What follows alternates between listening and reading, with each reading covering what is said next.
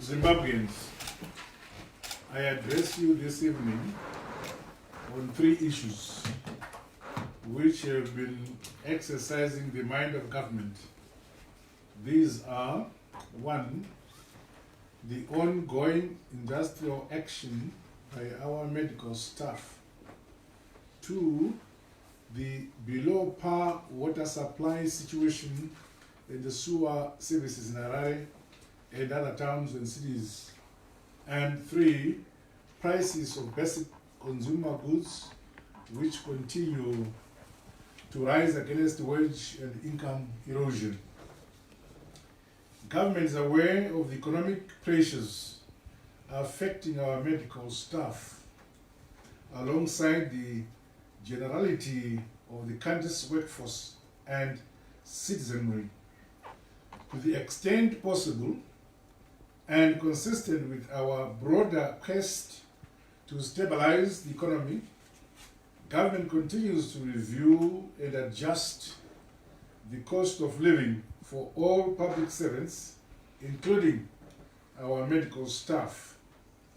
This exercise, which is ongoing, is often constrained by a particularly meager agricultural season we have experienced, and which has forced government to redirect scarce resources towards drought mitigation through a massive grain importation program. Our nation requires bridging grain of more than 800,000 tons to ensure food security in the country until the next harvest. All the same, government continues to value and address the concerns of our caregivers, whose services are essential and life-saving. While we are happy that a staffer at a local hospital who had been reported missing has now been found unharmed, government is disturbed by the growing trend of politically motivated false abductions in the country, which are calculated to put government in negative light. Such political trickery, which in fact amounts to terrorism, will not take our country forward. The state has a responsibility to ensure protection and safety of all citizens. New measures might have to be formulated to deal with this new threat and to severely punish those responsible for such subterfuges. Equally, government was not impressed at all by the way medical staff, as organized labor, responded to this political act of propaganda trickery. Reports on hand indicate innocent lives were gambled with, affected and even lost, as our medical staff, who must provide an essential service, abandoned post in solidarity with the so-called missing staffer. While the missing person has been found, precious lives already harmed or lost are either permanently incapacitated or lost forever. It is very sad indeed, a poor reflection on a profession of such standing and on its commitment to the unique oath that binds it. As we reflect on this sad turn of events, the least our medical staff can do now is to return to their work stations without any further delay and to restore and resume vital services to all those in desperate need of them. The appropriate professional response to reports of any missing persons should never take the form that endangers more lives. all of them innocent.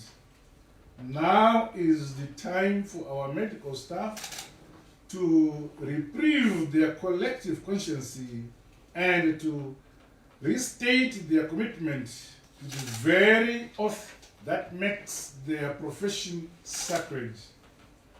As I said, government is looking at improving their working conditions, including revamping our entire health delivery services through significant investments which are already evident.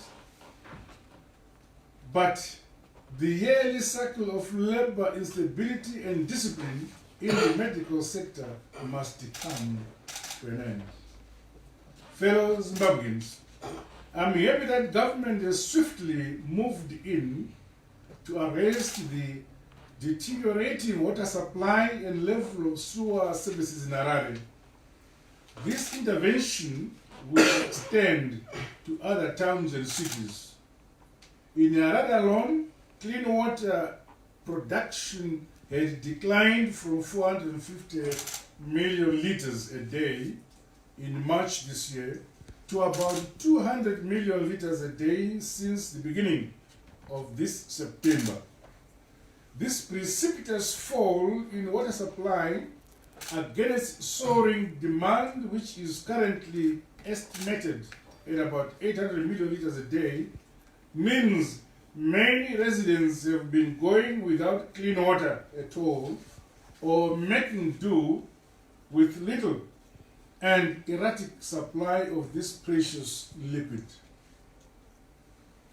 As if this is not bad enough, a number of new suburban settlements which have sprouted are still to be connected to water and sewer reticulation systems.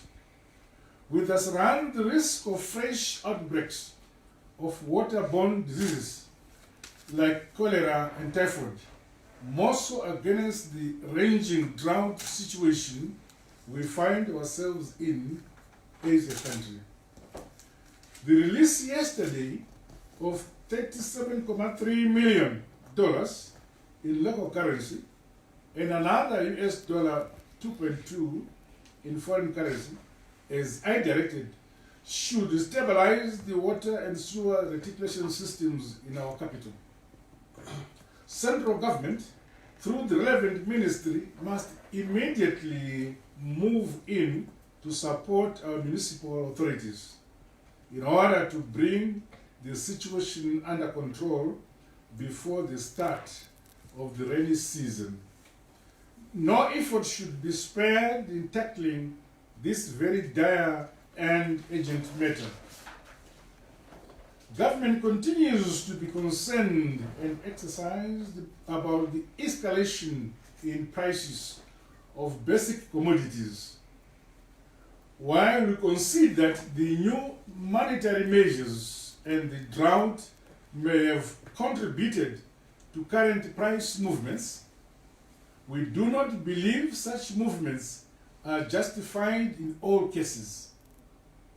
We have observed with increasing concern a tendency within the business sector to randomly increase prices without reason or cause, except that of greedy profiteering.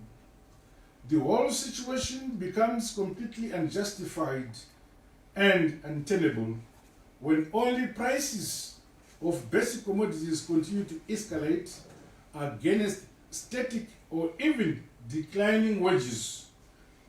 Surely, a generalized price escalation should and must have a bearing on wage levels in the economy.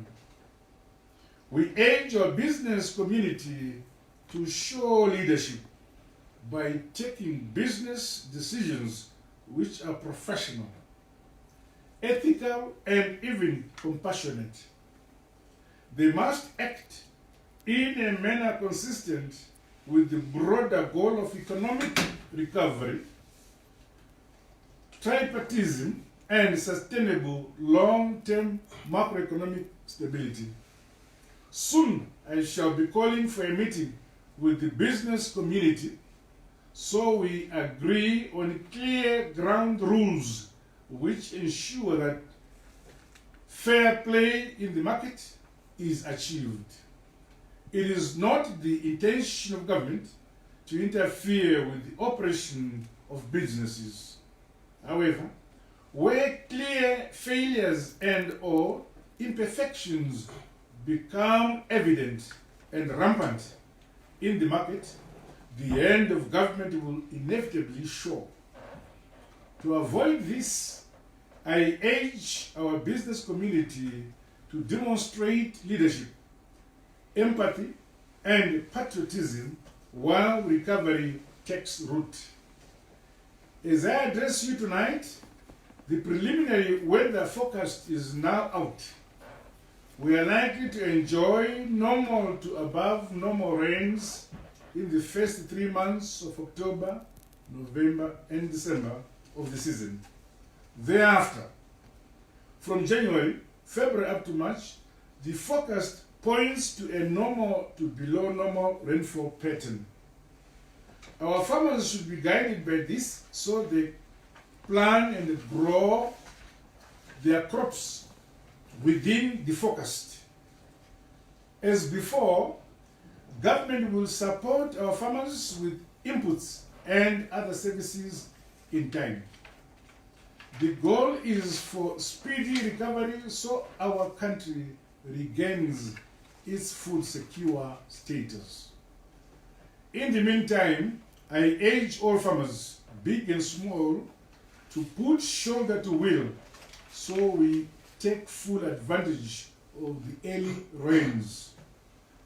Later today, I shall be leaving for the United States of America, where Zimbabwe will join other nations of the world at this year's session of the United Nations General Assembly meeting. For us, we have a particular interest in discussions around the climate change and sustainable development goals. Our country, alongside the 3 others in our region, was this last March hit by a deadly cyclone which claimed many lives, which displaced many of our people and damaged a lot of our infrastructure. We are still grappling with the after effects of Cyclone Idai, as indeed we continue to reel from effects of a climate change-induced severe drought. Even though Zimbabwe's contribution to emission of gases that damage our ozone's layer is negligible, its exposure to climate change-related crises is horrendous. We thus have a direct interest in discussions and decisions which nations of the world take on this very matter, which blight our prospects and retard the attainment of SDGs. Alongside Africa and the progressive world, we will continue to use the United Nations platform to speak against illegal sanctions imposed against our country by the West. As I leave for New York, Zimbabwe is as I leave for New York, Zimbabwe is heartened by the recent decision of SADC declaring 25th October as the Day of Action Against Illegal Sanctions. We in Zimbabwe, who are on the receiving end of these illegal sanctions, should speak the loudest, campaign the hardest against these illegal sanctions. May God continue to bless our nation, Zimbabwe. I thank you. Could we take the last paragraph?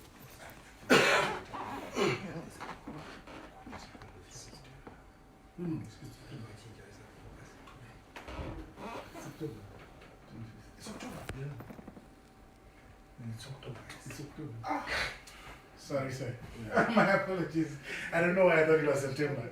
No, I've actually written letters to every head of state. It's October. Where SADC